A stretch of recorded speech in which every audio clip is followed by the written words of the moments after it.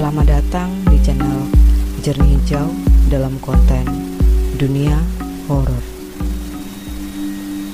Halo pendengar setia Dunia Horor. Gimana kabar kalian hari ini? Apakah kalian sudah menambah daya tahan tubuh kalian dengan mendengarkan cerita horor? Jika belum, segera dengarkan cerita dari saya. Cerita kali ini ditulis oleh Bri Story. Cerita yang berjudul Hantu Obor-Obor di Lampung. Kejadian yang diceritakan ini masih di daerah Lampung. Daripada kalian penasaran, saya akan mulai membacakan cerita ini untuk kalian. Cerita yang berjudul Hantu Obor-Obor di Lampung. Ditulis oleh Bri Story. Hari ini saya akan cerita salah satu pengalaman seram bareng kakek tercinta. Almarhum kakek dan nenek saya semasa hidup dulu tinggal di suatu daerah pedalaman di Lampung. Pedalaman yang benar-benar pedalaman. Desanya terletak di tengah hutan. Kalau mau ke tempat itu harus melalui perkebunan kelapa sawit, kapas, karet, rawa-rawa, hutan jati. Wah, pokoknya macam-macam. Menurut bapak saya, jaraknya kira-kira 40 km dari jalan utama, yaitu Jalan Lintas Sumatera. Mereka dulu terdampar di sana karena ikut program transmigrasi. Waktu kakek dan nenek saya masih hidup, setiap lebaran kami sekeluarga pasti mudik. Perjalanannya dimulai dengan menyeberangi Selat Sunda. Dari Pelabuhan Bakauni menyeberangi Selat Sunda, lalu ke kota Bergen. Jalan aspalnya hanya sampai situ. Setelah itu, jalan tanah sampai ke rumah kakek. Kakek meninggal 4 tahun yang lalu dalam tidurnya, dan nenek meninggal 1 tahun sebelumnya. Sejak mereka meninggal, saya nggak pernah mengunjungi tempat itu lagi. Peristiwa yang akan saya ceritakan ini terjadi sekitar 20 tahun yang lalu. Waktu itu, saya masih SD. Tapi detail kejadiannya, saya masih ingat betul. Perjalanan ke rumah kakek selalu menggunakan mobil. Biasanya, bapak saya yang duduk di belakang kemudi. Saya duduk di sebelahnya. Saya suka banget memperhatikan barisan pepohonan kelapa sawit ketika mobil berjalan di tengahnya. Ratusan kelapa sawit berbaris rapi membentuk terowongan di antara barisannya. Indah banget rasanya. Pemandangan itu banyak terlihat antara Bandar Lampung Bergen. Di kota kecil bernama Bergen itu, jalan aspal berakhir. Selebihnya, kami harus bergoyang selama beberapa jam di dalam mobil karena melintas di jalan tanah yang sangat bergelombang. Apalagi kalau lagi musim hujan, benar-benar seperti off-road dengan tingkat kesulitan yang lumayan berat. Pernah suatu waktu ketika mudik ke sana, mobil kami tergelincir masuk ke sawah, nyemplung ke sawah semobil-mobilnya. Mobilnya sama sekali nggak bisa jalan. Ya iyalah, namanya juga kecemplung. Saat itu, Om Adi, om saya yang paling kecil, berjalan kaki ke arah kampung kakek untuk meminta bantuan. Beberapa jam kemudian, Om Adi datang bersama belasan orang, berbondong-bondong ke tempat kami menunggu. Tahu nggak apa yang mereka lakukan kemudian? Sekitar 15 orang beramai-ramai mengangkat mobil dari sawah ke atas jalan tanah yang ada di sampingnya. Luar biasa kuatnya mereka, dan luar biasa baiknya mereka. Tapi sebelumnya mereka sudah tahu kalau kami adalah anak cucu Pak Rauf. Oh iya, Pak Rauf itu nama kakek saya. Waktu itu sekitar 2 atau 3 minggu sebelum memasuki bulan suci Ramadan. Singkat cerita, kami pun sampai di rumah kakek. Seperti biasa, kakek dan nenek menyambut kami. 20 tahun yang lalu, desa kecil kakek belum ada listrik.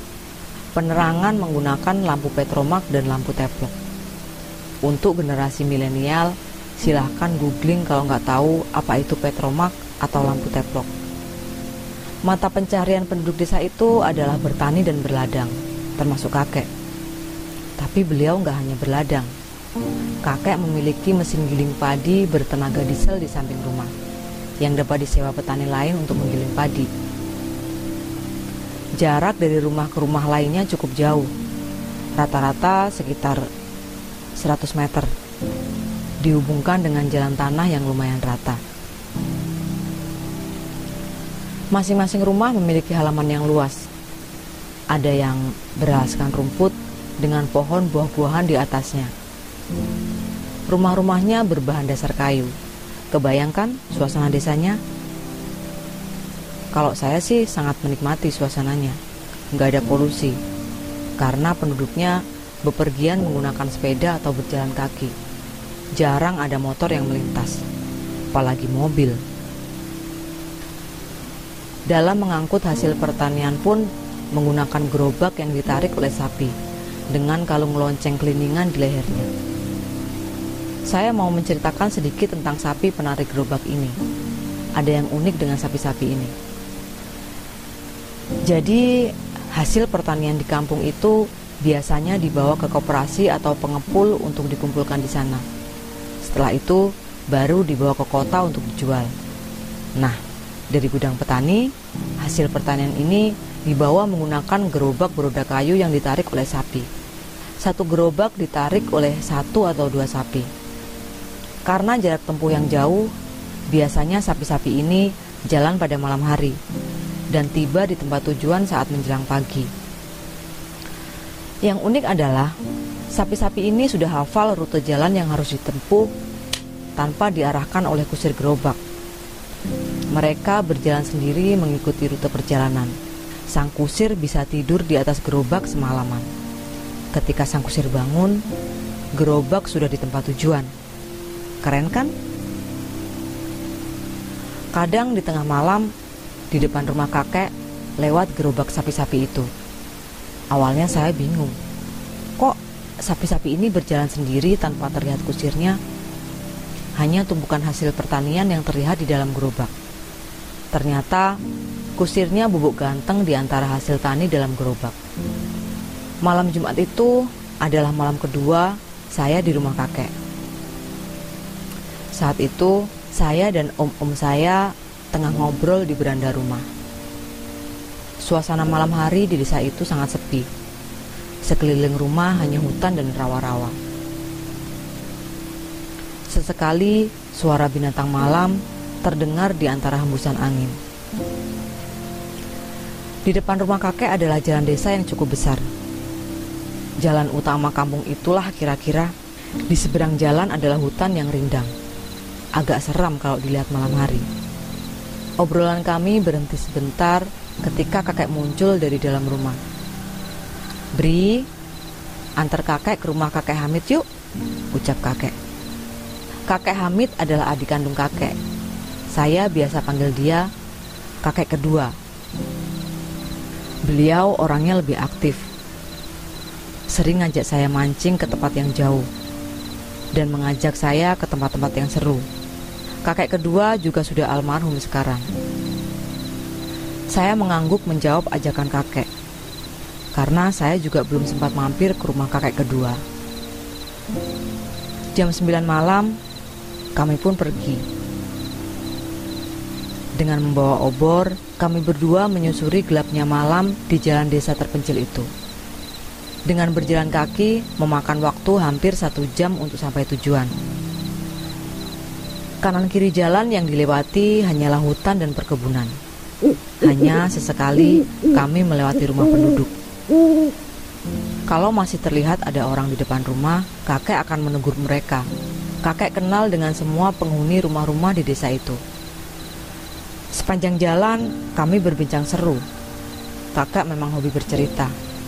Makanya, saya nggak terlalu takut jalan malam-malam di tengah hutan gitu. Karena di sebelah saya ada kakek yang nggak kelihatan takut sedikit pun. Biasa aja tampangnya. Langkah saya melambat ketika tiba-tiba kakek mengajak saya untuk mengucap salam. Ternyata di sebelah kiri jalan yang kami lewati adalah pemakaman umum yang cukup besar. Terlihat suram dan gelap, juga ditumbuhi pohon-pohon yang besar dengan gapura lusuh di pintu gerbangnya. Merinding saya melewatinya. Padahal kalau jalan sendirian atau dengan orang selain kakek, mungkin saya akan lari supaya cepat sampai tujuan. Sepanjang perjalanan, yang terdengar hanya suara obrolan kami dan gesekan sendal di jalan tanah, diiringi suara binatang-binatang hutan. Malam itu gak ada bulan, jadi benar-benar gelap. Sekitar jam 10 malam, akhirnya kami sampai di tujuan. Senyum sumringah kakek kedua ditambah tawanya menyambut kami dengan gembira. Nah, cucu kesayangan kakek akhirnya datang juga malam-malam, kata beliau. Saya mematikan obor dan langsung masuk ke dalam rumah kayu itu. Kami ngobrol bertiga di dalam, kadang ditambah dengan nenek kedua yang sesekali ikut berbincang. Beberapa saat kemudian, saya memisahkan diri ke belakang, karena saya perhatikan ada pembicaraan penting di antara mereka berdua. Sekitar jam 12 malam, kakek mengajak pulang. Saya senang karena saya sudah agak ngantuk. Setelah berpamitan, kami menyalakan obor dan langsung berjalan pulang. Saat pulang, kami melewati jalan sama seperti yang berangkat tadi. Hanya kali ini udaranya mulai terasa lebih dingin. Entah kenapa suasananya juga lebih hening. Untungnya kakek masih semangat mengajak saya mengobrol.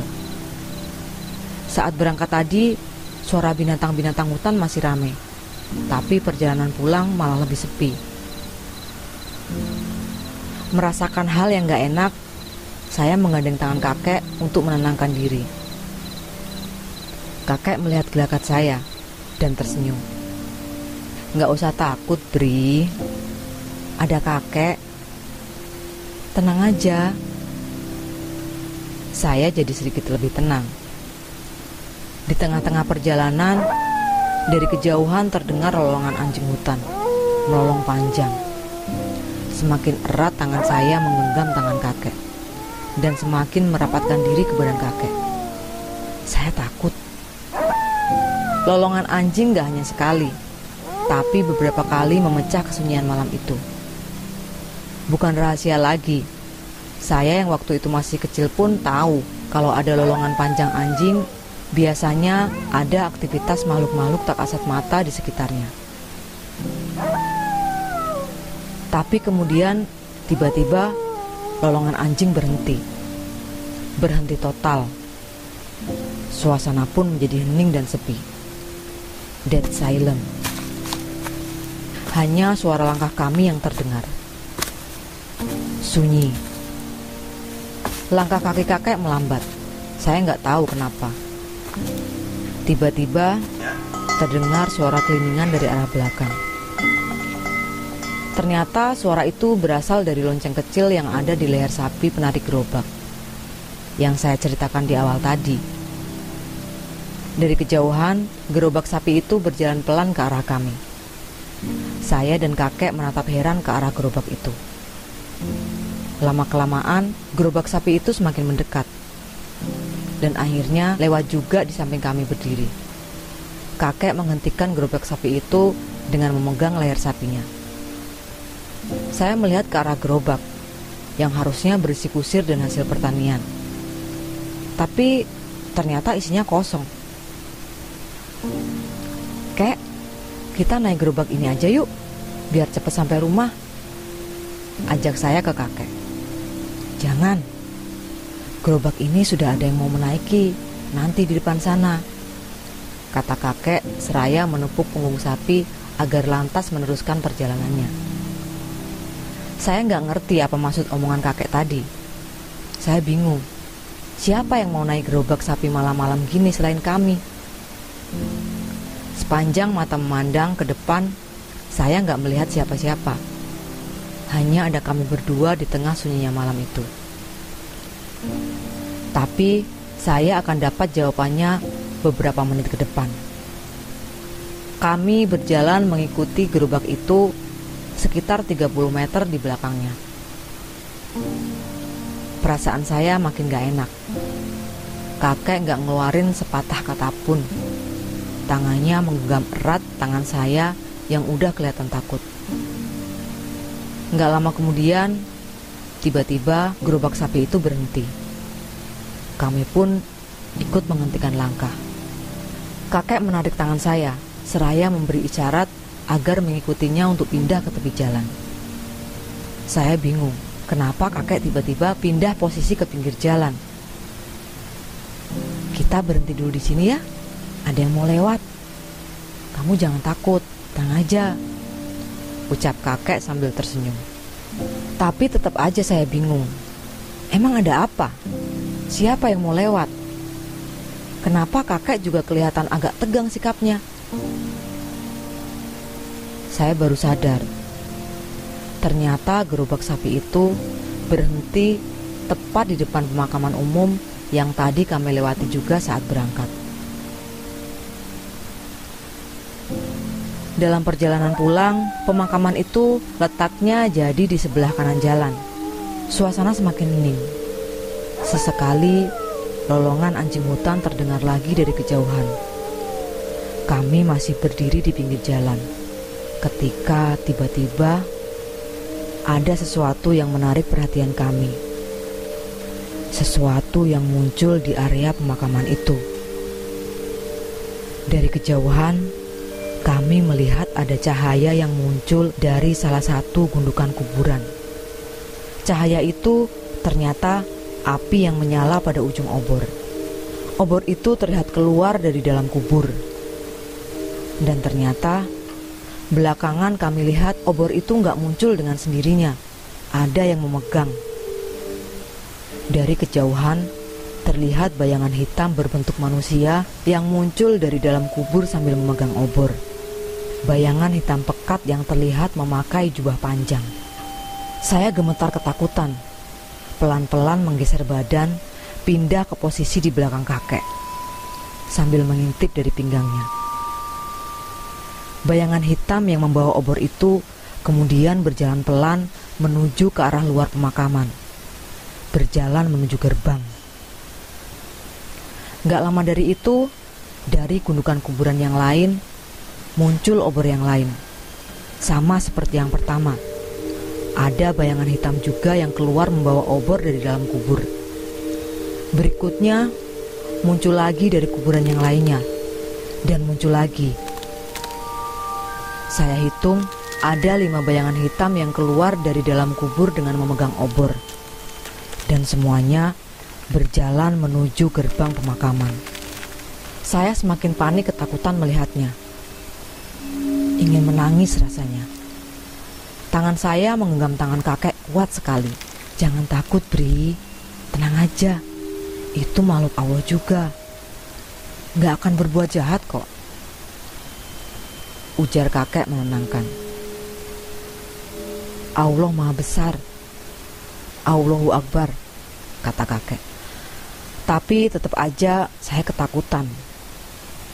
Jarak kami ke area pemakaman sekitar 30 meter. Cukup untuk melihat peristiwa itu dengan jelas. Sambil mengintip, saya yakin ada 5 bayangan hitam yang berjalan membawa obor keluar dari area pemakaman. Ternyata mereka menuju gerobak sapi yang tadi berhenti di depan pemakaman. Satu persatu mereka menaiki gerobak sapi itu, yang pada akhirnya semuanya naik. Kemudian gerobak itu mulai berjalan pelan. Keseraman itu belum selesai. Ketika masih terkesima melihat peristiwa itu, ada sesuatu lagi yang menarik perhatian kami. Ternyata ada barisan obor berjalan dari arah kanan kami, dari arah kampung di mana rumah kakek kedua berada. Barisan itu berjumlah sekitar 10 obor, masing-masing dipegang oleh satu bayangan hitam yang berbentuk manusia berjubah. Berjalan pelan ke arah kampung kakek, jalur kami pulang. Saya semakin ketakutan. Saya nggak berani melihat ketika barisan bayangan hitam itu semakin mendekat dan semakin mendekat, yang akhirnya melintas juga tepat di hadapan kami. Saya membenamkan kepala ke dalam baju kakek. Saya sangat ketakutan. Assalamualaikum. Saya mendengar kakek mengucap salam ketika barisan makhluk itu tepat berada di hadapan. Waalaikumsalam. Saya mendengar ada yang menjawab salam kakek. Suara laki-laki. Saya nggak berani melihat. Masih menutup mata dan membenamkan kepala di pinggang kakek. Kemudian yang saya dengar adalah keheningan. Beberapa saat kemudian, kakek mengajak saya melanjutkan perjalanan. Sebelum jalan, kakek bilang, "Kamu nggak usah takut ya. Kita akan berjalan di belakang mereka. Mereka nggak jahat kok. Mereka cuma ingin pulang." Pulang? Pulang kemana? Kami berjalan di belakang barisan bayangan hitam yang membawa obor itu. Berjalan sekitar 50 meter di belakang mereka.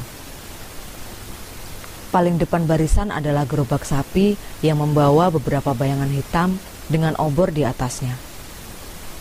Di belakangnya 10 bayangan hitam dengan obor mereka masing-masing. Sepanjang jalan, tangan saya tetap menggenggam tangan kakek kuat-kuat.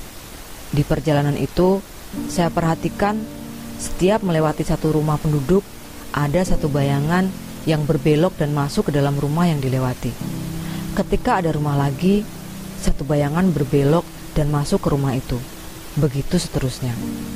Nggak terasa, akhirnya kami tiba di rumah. Saya langsung lari dan mengetuk pintu. Sementara sisa rombongan bayangan pembawa obor meneruskan perjalanannya. Nenek membuka pintu rumah, dan saya buru-buru lari masuk ke dalam.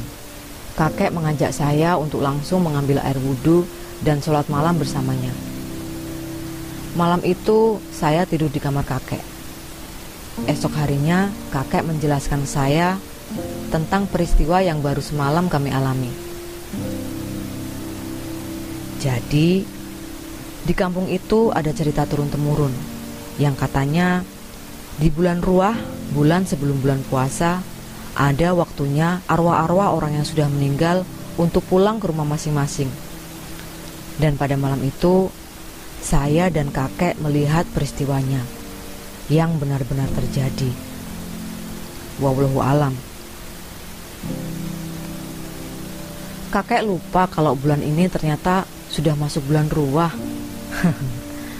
Kalau tahu, kakek gak akan ngajak kamu jalan malam-malam. Kakek bilang begitu sambil ketawa-ketawa. Begitulah salah satu pengalaman saya bersama almarhum kakek. Mohon doa kepada teman-teman semua. Semoga kakek dilapangkan jalannya dan tenang dalam istirahatnya. Amin. Sekian cerita dari saya. Sampai jumpa di lain kesempatan. Buat kalian yang penasaran dan gak sabar dengan cerita saya yang lain, bisa lihat di Twitter @bristory atau IG @bri_story. Salam Bri. Cerita yang baru saya bacakan itu menurut saya sangat menegangkan.